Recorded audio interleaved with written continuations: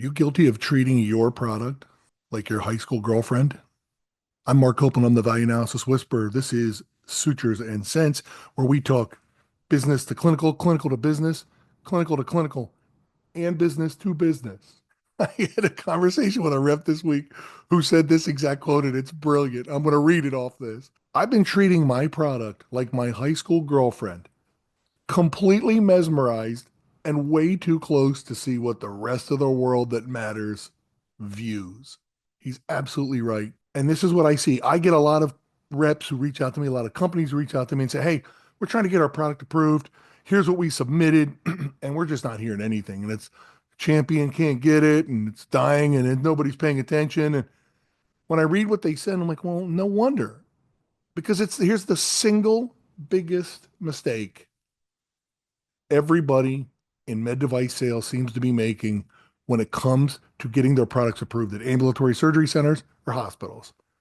Number one, and it's if I could eliminate this, nobody would need me other than my wife and kids, I hope. And you're trying to get a product approved as opposed to solving the problem that they have and you're a solution to it. And here's what I mean. I write these executive business summaries. The home run executive business summary I call it because I've added some things, third base and home plate, which we'll talk about some other time we've talked about in the past. But these business summaries, the ones I see people who I admire, they try to write them their first time because they know they either should or they've heard me say it and they're like, I'm going to give it a shot. But all it ends up being is an advertisement. My product A is so cool that you should love it because it's cool. We'll save you some money. Patients will do awesome and your doctors love it. You should approve it. I mean, that's a bad commercial, but it's what it is. It's a commercial. And here's what you should be saying is, I have like 8 physicians and 2 directors of nursing who like this. They think it helps them. They think it solves a problem here, or they just think it's good, right? Let's just say that they want it. Well, why? What's the problem it solves for them? Does it let them treat certain patients better, get them out of the hospital sooner, get them through the ambulatory surgery center in a more safe fashion, avoid getting in trouble with the Joint Commission or DNV or Department of Health? Like there's a million problems and concerns that these places have every day. And if you just talk about that, your success rate skyrockets. And here's an example. You may have a product that saves money. Let's say it's a significant amount of money. You have to say, we, the health system, hospital, ambulatory surgery center, from the standpoint of an employee or clinician, we, in an effort to improve patient care and lower costs, have been struggling because of this product or that is taking too much time, money, staffing, effort. And we're falling behind, we're losing money, we're paying more than we should. And it's frustrating. We've estimated it to be this amount of time, money, effort, whatever it is. And we think we may have a solution. And it's Copeland's Fetzer valve.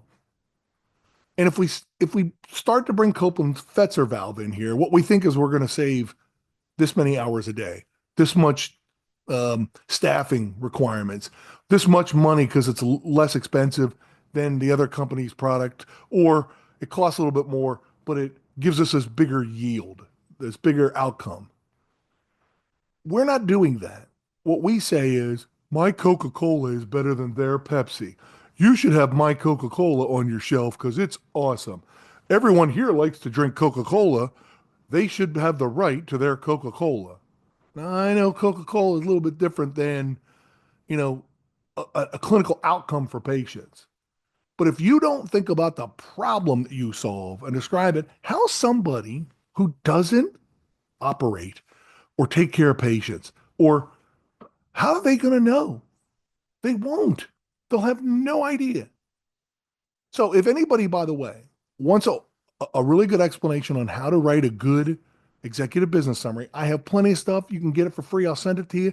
I actually pulled another one up off of used Google AI to write one. and I gave it a real world example, I'll send it to you if you want to figure out how to do it yourself. But number one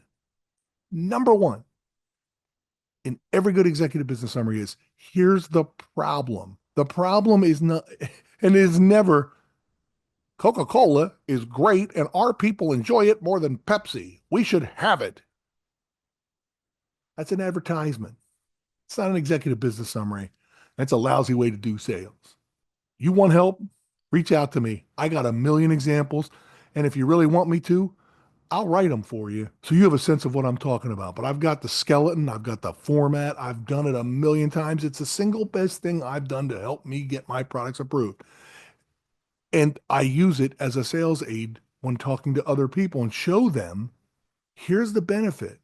If you're interested, you know where to get me. But if you're not interested, I think you're going to continue to potentially struggle to get your products approved. I'm Mark Copeland. I'm the Value Analysis Whisperer. This has been Sutures and Cents. See you next week.